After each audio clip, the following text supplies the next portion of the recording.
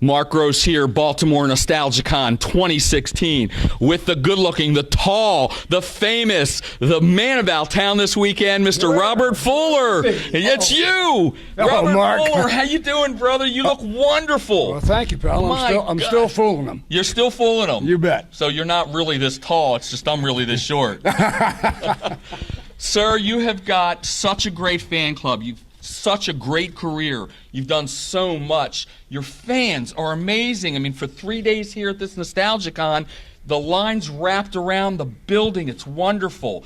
My first question would be, how did you begin your career in acting? What really got you involved, sir? You know, I never really dreamt or thought about becoming an actor. Yes, sir. I got into the Screen Extras Guild just for the money. Wow. I was the doorman at Grumman's Chinese Theater on Hollywood Boulevard. That's amazing. Making 35 cents an hour. Oh my goodness. And I guess I was about 17, 18 years old. And I met a whole bunch of kids around my age that were in the Screen Extras Guild. Yes, and sir. they'd come to the movies. Yes, and, sir. They kept saying to me, come on, you ought to get in the Screen Extras Guild with us. We make $12.05 a day, plus overtime, meal penalties. You could make $25, or, you know. So I went down and I joined the Screen Extras Guild. Yes, sir. Had no idea about being an actor or anything, but I probably worked in over 100 movies as an extra, just walking around the background, you know, whatever you do. And then I got the Korean War was on, and I finally turned 19 and got drafted, and went to Korea and spent 17 months over there. And then when I came back, my very, very best friend was an actor named Chuck Courtney, who played Dan Reed on the Lone Ranger television series. Yes, sir. And he had started in an acting class with Richard Boone. Right. Now, Dick Boone had just done a series called Medic, which I didn't see because Yes, I was overseas. Yes, sir. And they convinced me to go to class, and I did. And I met Dick, and Dick thought I had a shot at being an actor, so he said, I want you to study with me. Wonderful. And I said, what the heck, I'll give it a shot. Wonderful. And I did, and he liked what I did in class. He sent me back to New York to study with Sandy Meisner at the Neighborhood Playhouse, which I did, which he graduated from.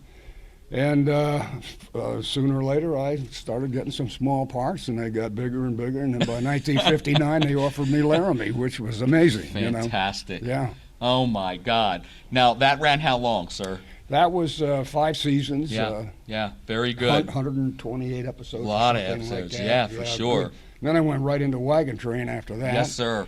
And then after Wagon Train, I did several motion pictures. My favorite one being The Return of the Magnificent Seven with Yul Brynner. That was a wonderful movie. I Loved that film. Had a great time with How them. was it working with them? Pretty good? Absolutely. Yes, sir. Yul was magnificent. He was the king. There's no doubt about it, believe me. But then shortly after that, Jack Webb, I was always looking to do Westerns because I happen to like the Westerns. Very good interest for you. Used to that lifestyle. Yes, sir. But Jack wanted me to play a doctor. Jack Webb did, and I didn't want to. I'd never met him before.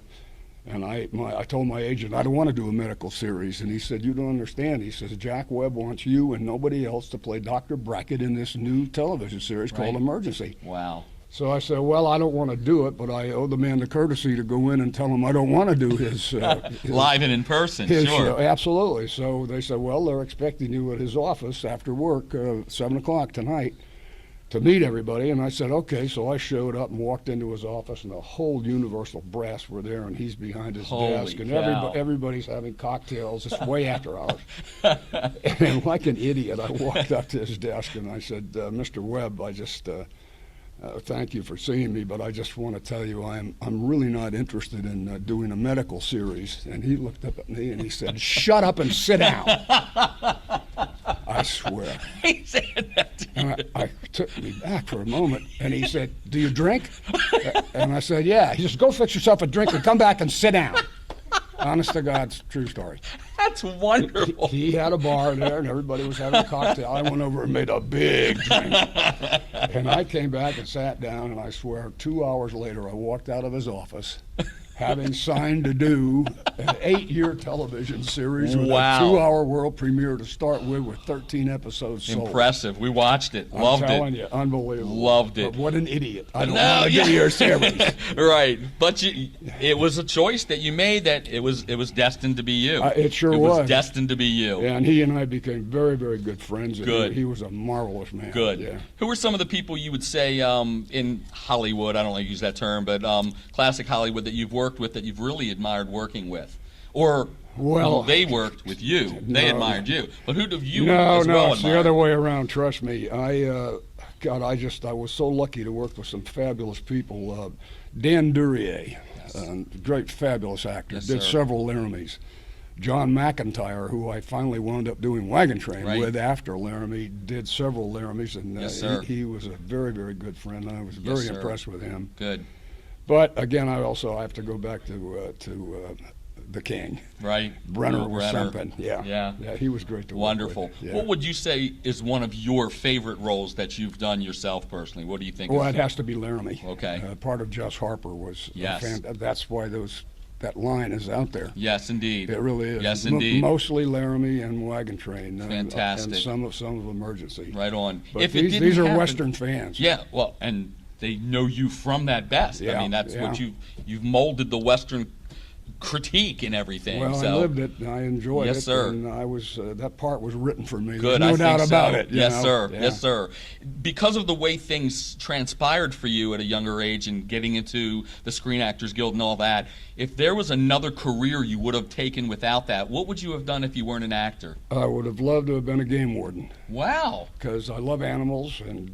Good for you. Yeah, and I would have. That was in my mind early on. I Yes, didn't have sir. any education. I quit school in the 9th grade. Actually, I didn't quit. They quit me. but Understood. Yeah, Nowadays, okay, right yeah, now. you got the Same way message, now. right, yeah. Yes, sir. but that's something that I really enjoyed, and I do a lot of fishing, and I used to hunt quite a bit. I don't anymore. It's somebody else's turn. Yes. So, but I do a lot of fishing. Good, and, good deal. Yeah. Fantastic. For you, coming out to conventions, this is not your first convention. No, This is no. not your first rodeo. It definitely isn't. And I To coin a phrase. I have so much fun on these Good, things. good. you That's know. what I was going to ask. 'cause Well, I love the fans fans. love you. Well, I have a personal fandom, and my friend Tony Gill, of course, is Right there, standing back over behind there, us. Is Tony runs my website. He runs the fandom, which we have over 600 members. I was going to say about really? 600,000, because at least 2,000 were here just today. But Thousands. But not only that, Tony is my dear friend. Good. We've been friends for many, many years. Tony's Good. from England, Right on. and I like to shoot a lot. Yes, sir. Trap and skeet and handguns. Fantastic. And Tony, of course, living in England, doesn't get a chance to do that. You can't have a gun over Broke there. him in, didn't you? Well, he's a wannabe cowboy. In fact, he's staying at my ranch with me right now. Outstanding. And rides my horse 3-4 times a day. Oh, my And God. then we go out and we shoot our 9mm and we shoot shotguns. Fantastic. And then when he gets really wild, he wants to shoot my 44 Magnum. Which, Can he handle that? oh, he's good. Oh, he's getting good. I mean, you can handle that. Oh, listen. That's I'll a tell you, cannon to me. It's a cannon, the 44 Smith & Wesson. You have 5 shots out of it in your hand. Yes, goes sir. like this, but I've seen him go 50 rounds. with it. Unbelievable. Yeah. You never know about those guys from England. Yeah, huh? you bet. You bet. Now you do have horses and you run. Tell me about some of the animals that you have and that you've owned and just getting out there. Do Well- you show as well or just ride? No, I don't. My wife does a little bit. Sometimes Okay. she does dressage. Yes, sir. But both the horses on Laramie and Wagon Train were mine, Wow. and I wouldn't have it any other way. Good. Good for know. you. Yeah, I have one of the best picture horses in the world. Good my deal. horse Hoot on Laramie. Yes, sir. And I have 2 horses now. I have my horse. My wife has hers. We've got 2 miniature donkeys. Fantastic. Two cats, a dog, And a partridge in a pear tree. and some skunks. I live out in the country. Hopefully they don't visit as much as the Oh, other they one. do. They do. Now for you when you're He going throws up- rocks at them. No, come on. He did. You got that 44 mag, you're throwing rocks? He took a walk with my dog one day and came back, and he said he saw a skunk and actually threw a rock at it. I said, "You are crazy." He is crazy. Oh my my God. I used to work construction years ago, and there was a few on site, and we were the first crew in to dig for the pipe. And the guys on the crew were like, look what we found. I said, don't get near 'em, man. You bet. Unbelievable. So will you continue to do, your fandom is grand, and it's growing. Will you continue to come out and do shows and meet your fans? And, you know, I know you have a lot of time between all the things that you do, but you enjoy it enough you'll keep coming out and signing shows? Well, let's see. I'm booked right now for the Williamsburg Film Festival in Williamsburg, Virginia in March. Good. Then I'm doing the Memphis Film Festival in June. Wow. Which will probably be my 12th time in a row for it. Yes, sir. So I try to do 2 to 3 of these a year. Good deal. Wonderful. Well, sometimes 4. Yeah, that's good though. The fans are out there. Well, and they all come to them. I have That's fans that great. come from Japan and England. And Why Germany. is it that 99% of them are all gorgeous women out there? That's what I'm wondering. How do I get involved with that? I can pretend I'm Richard Dreyfuss, but I'm not tall, dark, and handsome. So. Listen, Dreyfuss is all right. You come on up, hang out with me for a while. You get some of those kisses I'm getting. You heard it here first. Hey, I'm hanging. I'll share with you. Come on. Yeah, he's got too many now, I'll tell you. Thousands. Sir, you've been wonderful here. We love seeing you. One more question is, you see a lot of celebrities while you come out to shows, because there's a lot to come out to shows with you. For you, actually 2 questions. Are you a collector of anything? Do you collect anything? Bric-a-brac, anything that interests you as a collection? Guns. Outstanding. Outstanding. A person can never have too many guns. Yes, sir. Well put. And if you yourself could get an autograph from somebody that maybe you have never been able to do, who would you say you'd want an autograph from? Winston Churchill. Fantastic. Why? Why would that be? Oh, I think he was one of the most incredible men ever hit this planet. Outstanding. Yeah. Good for you.